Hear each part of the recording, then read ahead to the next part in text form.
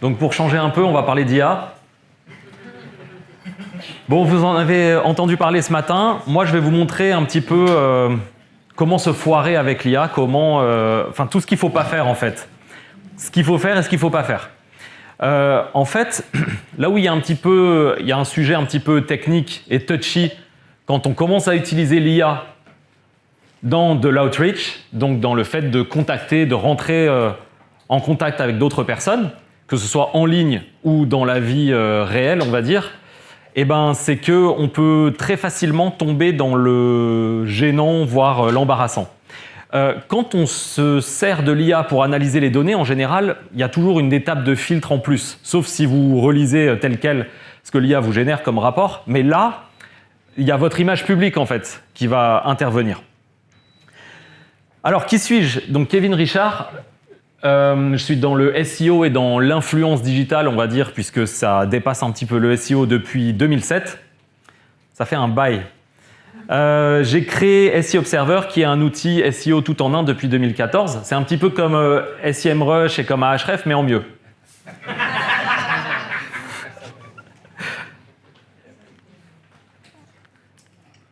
Alors, l'IA, ça change des vies. Ça peut vraiment devenir votre meilleur allié ou votre pire ennemi.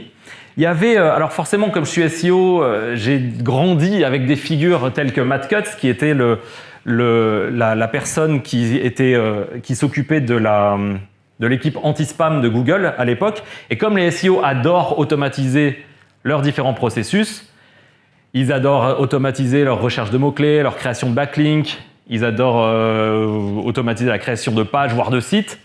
Ils mettaient en garde les SEO, ils leur disaient « Tomber quand vous êtes en train de courir, ça fait moins mal que tomber quand vous faites du vélo et ça fait encore moins mal que tomber quand vous faites de la moto. Plus vous allez vers de l'automatisation, plus vous pouvez vous vautrer de manière très violente.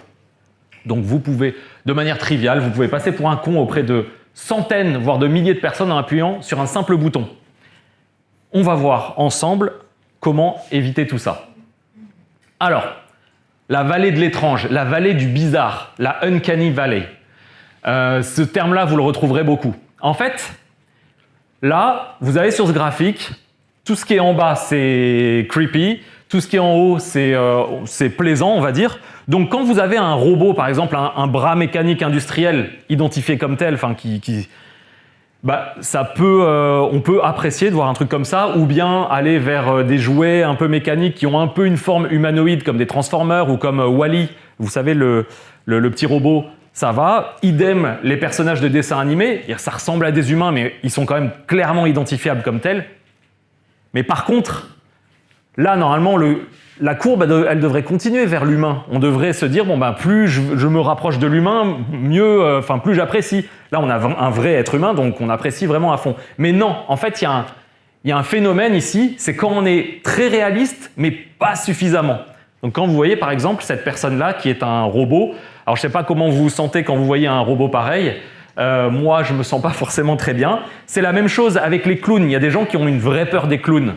Les clowns, les zombies, les robots, les trucs un peu bizarres qui ressemblent à un humain sans y être. Et ben voilà, vous pouvez tomber là-dedans si vous utilisez l'IA pour contacter des personnes. Alors, si on reprend ce graphique, ok, là on a les bots, là on a les vrais êtres humains, on a des trucs un petit peu intermédiaires, et ben appliqué à de l'outreach, on pourrait dire un bot qui est identifié comme tel, qui dit bonjour, je suis un bot. Même les chatbots, bon, c'est pas très agréable, mais au moins on se sent pas mal à l'aise, on n'a pas un sentiment un petit peu bizarre. Pareil, les mails automatiques avec du publipostage. Cher Intel, bienvenue dans notre système, dans notre base de données, dans notre site, etc. Allez, à la rigueur, joyeux anniversaire, ça fait 1 an que vous êtes dans notre système, etc. Ça, c'est identifié comme un bot, il n'y a pas de problème. Ou bien une réponse 100% humaine et authentique, aucun souci. Mais le pire, c'est quand vous avez une réponse IA qui est complètement à côté de la plaque. Alors, les cas extrêmes, c'est des trucs de type « félicitations pour un message triste, genre un décès ou un truc comme ça », ou bien les réponses aussi, les paraphrases un petit peu vides. C'est-à-dire c'est à l'époque, quand on faisait du spam de commentaires, c'était toujours merci pour cet article, salut, merci, c'est un super article, etc. Mais quand on... À l'heure de l'IA, ça va être une paraphrase. Vous allez voir, je vais vous montrer des exemples. Là, par exemple, Thomas, quand il avait fait la présentation par rapport au Growth Island, il m'avait présenté. Donc, il avait présenté le titre de ma conf qui était comment utiliser l'IA au service de l'outreach, plus qu'à pratique. Et il avait fait une petite présentation de moi. Et là, il y a quelqu'un qui a répondu, qui a fait cette réponse un peu bizarre, un peu vide. Bon, j'ai censuré. Hein.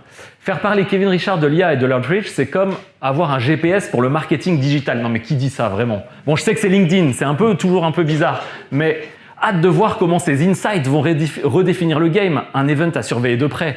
C'est pas une vraie réponse humaine, ça aurait été soit ah cool, bravo pour l'event, ah dégoûté de pas y être, ou ah Kevin Richard c'est un connard, je l'aime pas du tout, donc tant mieux que je vienne pas. Ça c'est une vraie réponse humaine.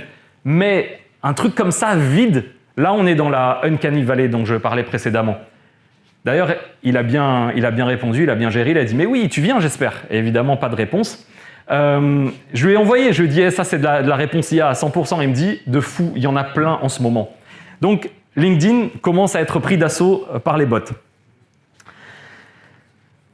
Autre exemple, sur Twitter, un collègue, Romain Pirotte, qui parle des méthodes SEO, on va dire un petit peu plus agressives, qui consistent à apparaître sur différentes pages, des forums d'université, des GitHub, des choses comme ça. C'est le parasitage, alors parasitisme, je ne sais pas comment on pourrait dire. Et il y a ce mec qui répond toujours en dessous, « Penser hors des sentiers battus est effectivement essentiel pour innover. » Ne faites pas ça, s'il vous plaît, ne faites pas ça, ne répondez pas des trucs comme ça. Je me suis permis de... Alors, je ne sais pas si vous avez vu passer, parfois il y a des...